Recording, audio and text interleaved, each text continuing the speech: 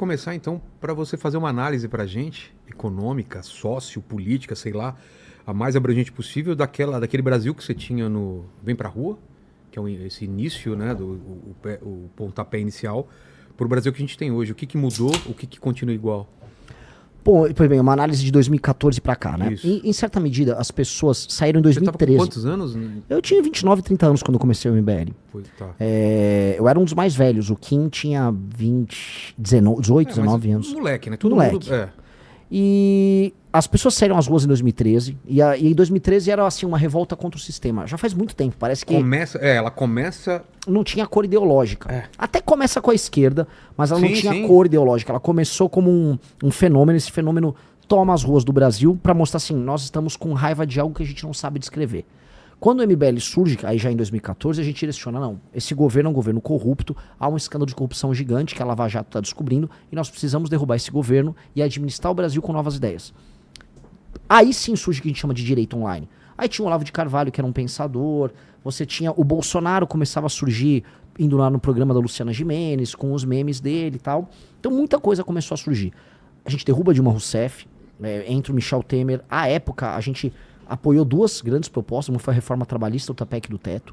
A gente tentou apoiar à época uma reforma da Previdência, para o Brasil já mudar a lógica econômica dele. Se tivesse passado aquela época, o Brasil já estava em outra posição econômica, à época, para poder encarar as crises que vieram depois.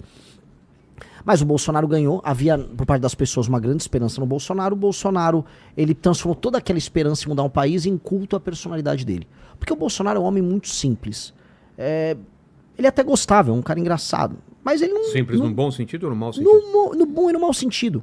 A questão é a seguinte, ele quer mostrar o tempo todo que ele é uma pessoa comum. Mas pra você ter feitos extraordinários, você precisa ser uma pessoa com qualidades extraordinárias, que são qualidades incomuns. Se você põe uma pessoa incomum pra fazer uma cirurgia no seu cérebro, essa pessoa vai fazer uma besteira, ela não tem qualidades especiais. O Bolsonaro nunca teve essas qualidades, as pessoas gostavam dele por ele ser simples, por ele ser engraçado. Ok, só que quando ele precisava lidar com crise, ele não sabia o que fazer. E mais, ele tinha preocupações com os filhos, se o filho corrupto aqui ou o filho corrupto ali, ele iria se dar mal, então ele precisava proteger. Na prática, ele traiu essa esperança das pessoas e a gente se manteve brigando. E acho que você fez muita cobertura desse período, 2020, 21, 22. E ele perdeu a eleição pro Lula, como era esperado. E aí vem um governo de esquerda e a gente volta, e isso que a gente amarra todo o ciclo. A gente volta pra 2015, quando a Dilma ainda estava no poder. A gente volta assim, como é que pode o PT ter retornado ao poder, mesmo o PT ter sido chutado pelas pessoas às ruas em 2016, 17, 18? É porque naquela época, em 16, 17, 18, tinha uma coisa que a gente não tem mais hoje. Tinha esperança que o Brasil dava pra ficar diferente, então as pessoas saíram às ruas, porque elas acreditavam que se tirasse o PT do poder, dava pra ter algo diferente, e as pessoas defendiam pautas e não cultuavam uma pessoa. Então quando a gente defendeu pauta, a gente defendeu a Lava Jato, o impeachment da Dilma, reformas, prisão do Lula, e tudo isso aconteceu. Quando os brasileiros passaram a apoiar apenas a pessoa, que era o Bolsonaro, o Brasil perdeu.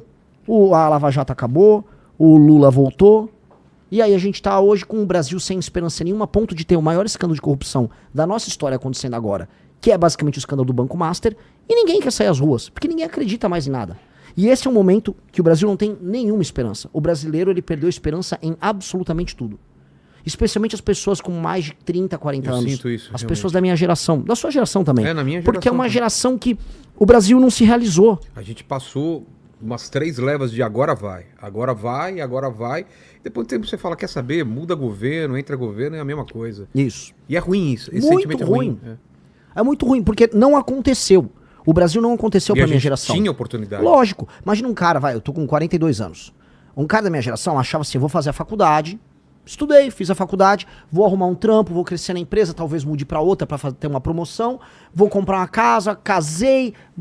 Não aconteceu isso. Não aconteceu. Essa geração minha, já em 2008 teve uma crise, então teve a crise mundial em 2008, o Brasil teve uma outra crise em 2013, 14, 15, crise econômica, então essa pessoa perdeu tudo, aí quando viu esse cara que fez a faculdade tá tendo que fazer Uber pra sobreviver. E aí ele, não, agora é Bolsonaro, agora vai, aí não foi. Aí volta o Lula e fala, vou te dar uma picanha. Picanha? E não teve picanha nenhuma também. Então esse cara acha que viver no Brasil é uma desgraça, e é o que tá acontecendo, as pessoas estão indo embora do Brasil. O Brasil, que sempre foi um país de imigrantes, um país assim, especialmente se você é do centro-sul do Brasil, você provavelmente vai lembrar que seu avô ou sua avó veio de algum lugar diferente do mundo. Hoje não é mais assim, o brasileiro vai embora. O brasileiro tá procurando emprego em outros lugares. E isso tá acontecendo porque as pessoas perderam a esperança do Brasil. Aí são piadas, o Brasil é um bostil, o Brasil não vai dar nada, ou o Brasil é um cachorro caramelo. Aí o PT se aproveita disso. Não, é a soberania com o cachorro caramelo. Pô, cara, a gente não é isso. A gente perdeu essa energia vital que poderia fazer a gente ser uma das grandes potências do mundo. E aí o que eu tô tentando fazer? Eu acredito muito. Eu sou meio louco nesse sentido. Cara, o Brasil tem tudo pra ser um dos 5 maiores países do mundo. E por que tem tudo pra ser? Esse é o cálculo que eu jogo pra todo mundo que é negativo. O Brasil tem um monte de problema. A gente tá com uma janela de oportunidade incrível aí pela frente. Exatamente, Vilela. Exatamente. Terras raras. O Brasil, antes de eu chegar na Terra rara, o Brasil tem um dos maiores territórios do mundo? Sim. Assim como a Austrália, assim como a Rússia, assim como os Estados Unidos, assim como a Índia, assim como a China. Mas tem uma diferença. Calma, vou chegar aí. 2, o Brasil tem grande população? Sim, tem mais de 200 milhões de habitantes. 3, o Brasil tem uma economia grande? Deveria ser maior, mas é top 10. Então, das grandes nações do mundo que dão um checklist nisso aí, são poucas que vão chegar nesse enquadramento. Eu colocaria 5 e incluiria a União Europeia como 6º. Que China, Rússia, Índia, Estados Unidos, Brasil e União Europeia. Vamos botar assim. Então, o Brasil deveria jogar nessa liga. Essa é a liga do Brasil jogar.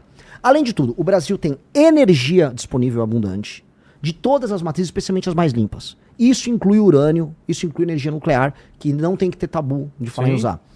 O Brasil tem terras agricultáveis. Não é igual, tem um grande pedaço aí da Groenlândia. Você não vai plantar na Groenlândia. A gente tem recursos hídricos abundantes. A gente tem petróleo. A gente tem um clima quente que permite que você tenha, por exemplo, 2 safras no ano. Ou seja, o Brasil é um país abençoado nesses termos. Água, cara, demais. Descobriram debaixo da Amazônia água por não sei quantas décadas aí para a humanidade. Então, onde eu vou chegar? Em condições normais de temperatura e pressão, se a gente não se sabotar, a gente é top 5 no mundo. Agora, se você perguntar para qualquer brasileiro se o Brasil é hoje uma nação que tem condição de sentar na mesa com os grandes, as pessoas vão dar risada. A gente acha que a gente é ridículo, que a gente é um país eco. Pois bem, a gente precisa de um plano. O problema do Brasil é um problema de liderança. É como se a gente fosse um time de futebol que tem bons jogadores, mas o técnico é um imbecil. E este é o grande problema do Brasil. Nós escolhemos a pior comissão técnica assim, possível. E em todos os termos, não estou falando só do Lula, do presidente da República. Eu estou falando, por exemplo, que o Tribunal de Contas da União, ou nomeações para órgãos que as pessoas nem sabem o nome, vão ser feitas por figuras que vêm dos piores estados em termos de administração do Brasil. O que eu quero dizer? O Maranhão, o Amapá, o Acre, que são lugares mal administrados. Os lugares onde tem muita corrupção, onde uma parte dos municípios não sustentam, eles mandam mais do que São Paulo. E aí os lugares mais mal administrados colocam os políticos que mandam em tudo. Então, tem algum sentido em eu pegar, por exemplo, montar a comissão técnica da seleção brasileira com jogadores que estão na Série C, que foram rebaixados? Com um técnico, com massagista, com fisioterapeuta? Não faz sentido. Mas é o que a gente faz na política. Então, um estado... Eu visitei o Maranhão. Beijo pra todo mundo do Maranhão, vocês sabem que eu tô falando verdade. A galera do Maranhão sabe que eles são administrados pela pior classe política do Brasil.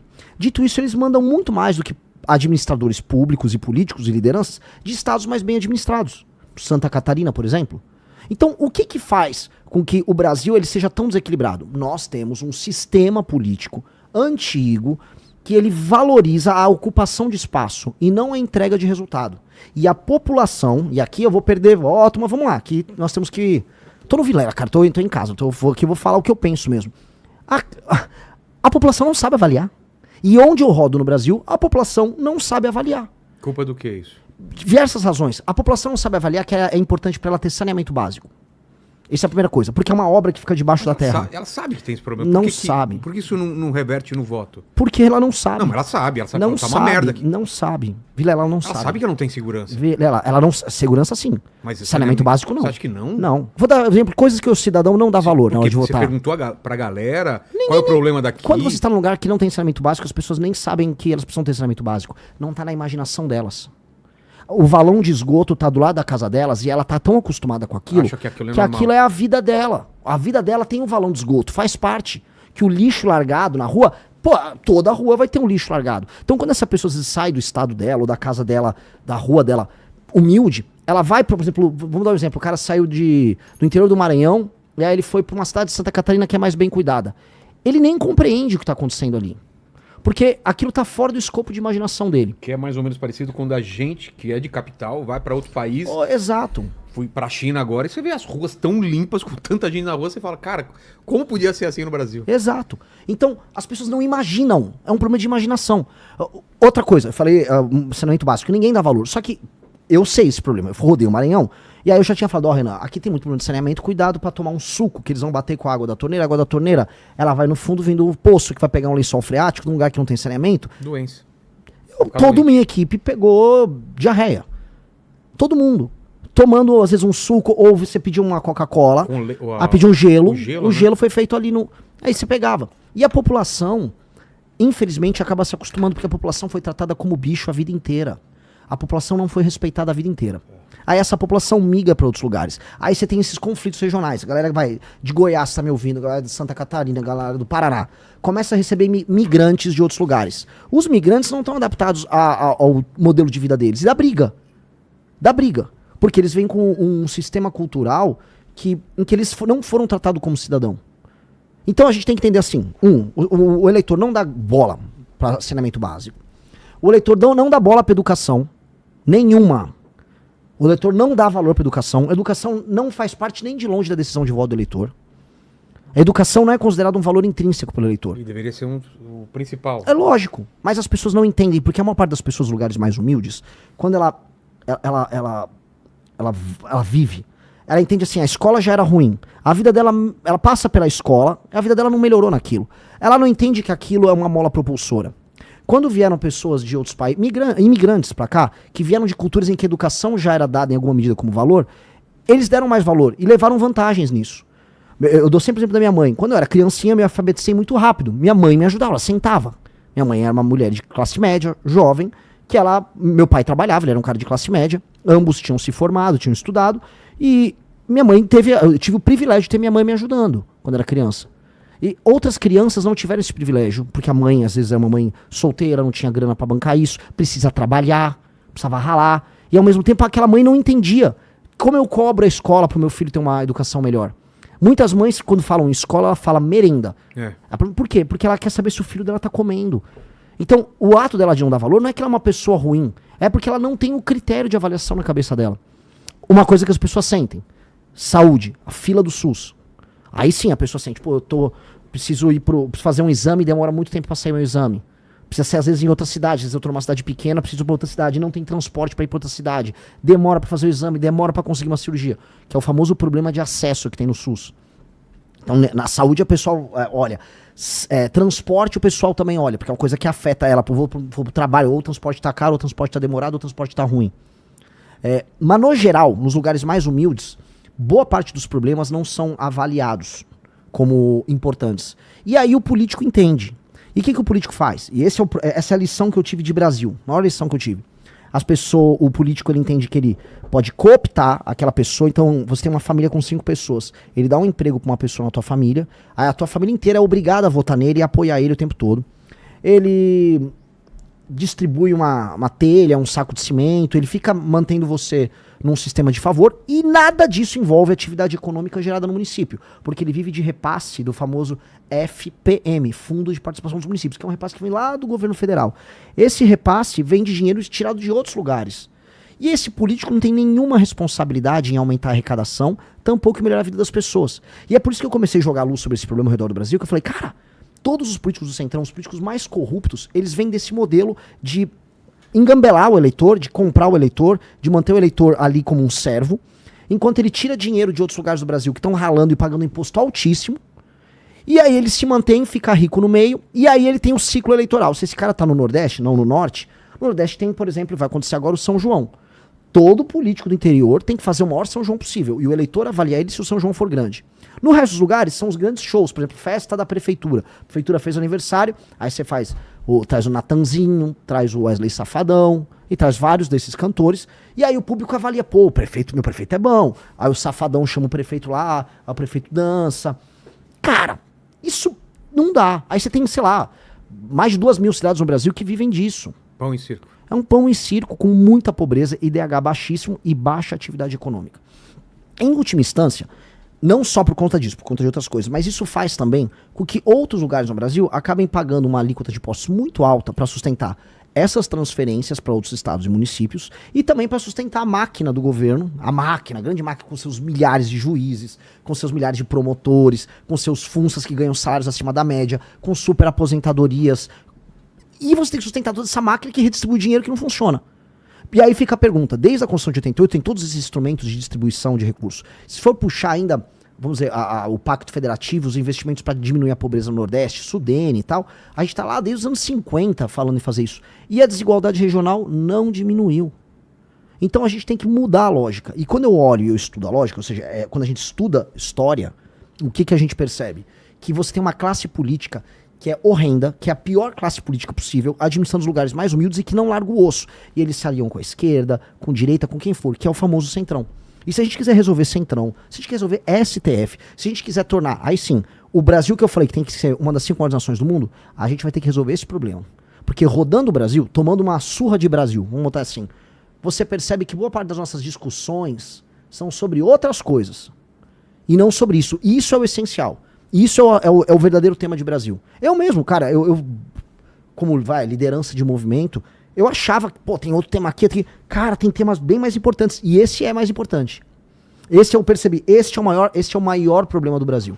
E se a gente resolve esse problema, por extensão, a gente começa a resolver o grande problema brasileiro. Porque do jeito que tá, o mundo não vai ter clemência com o Brasil. O Brasil, como você disse, tem terras raras, tem recursos hídricos, tá posicionado estrategicamente. O continente, o Sul, a América do Sul, assim como o tal do Sul global, vai ser cada vez mais importante nas próximas décadas.